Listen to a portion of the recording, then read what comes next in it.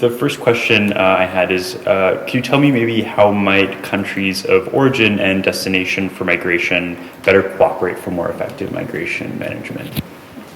Yeah, I think there's definitely more that needs to be done in terms of cooperation, in terms of countries of origin and destination. I think as it's happening right now, destination countries are kind of operating by themselves. Countries of origin are kind of operating by themselves.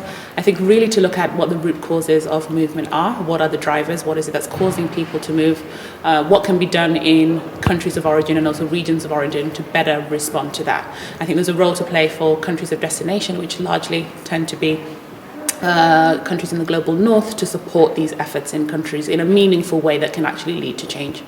Okay, excellent. And so could you tell me, I guess, like in your words, what does successful migration management entail? Like what might that look like? I think the bottom line really comes down to protection. A lot of the reports that we have on people moving along these routes is that they're facing extreme human rights abuses. If we can think of a way to regularize the process, open up legal pathways, which then removes the role that smugglers and criminal gangs have to play in moving people in an undocumented and unsafe way, I think that to me is successful. Successful would be a tick for successful migration, okay. Yeah, among other things. Excellent. Can you speak a little bit about maybe what is like the role of the EU in migration in the Horn of Africa, and if there's other actors who are involved both as countries of origin, countries of destination in the region specifically?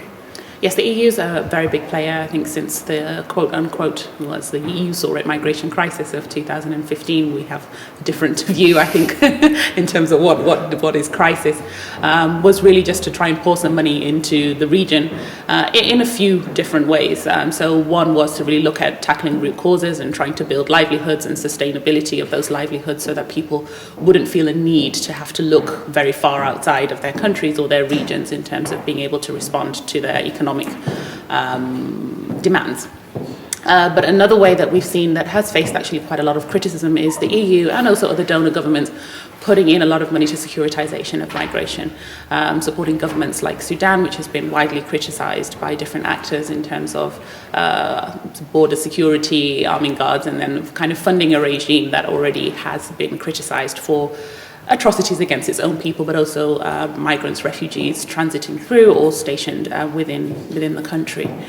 So I think some red lines maybe need to be drawn in terms of what engagement really looks like, and does engagement then lead to more harm for people on the move? If it does, I think we need to rethink that kind of engagement. But where it doesn't, and it really is supporting communities to become more resilient to shocks and conditions in the country, then I think it's a plus.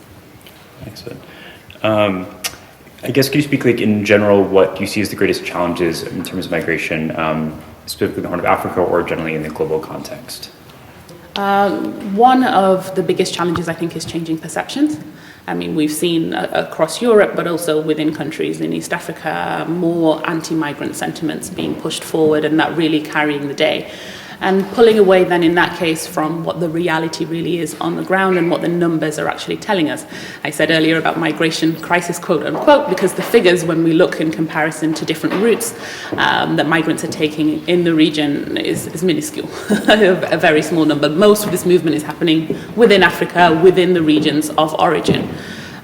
So I think a refocusing really of and understanding what the figures really mean, and also refocusing and really thinking about these as individuals, not as this swarm of people, this wave, this tide of people moving and coming to take jobs and coming to destabilize communities. Okay, excellent. And then last, I guess in terms of the sort of this discussion about so-called mixed migration, is there a better way kind of to disaggregate how migration works between different countries, and kind of how can mixed migration be kind of addressed or utilized or taken advantage of maybe by both countries of origin and destination?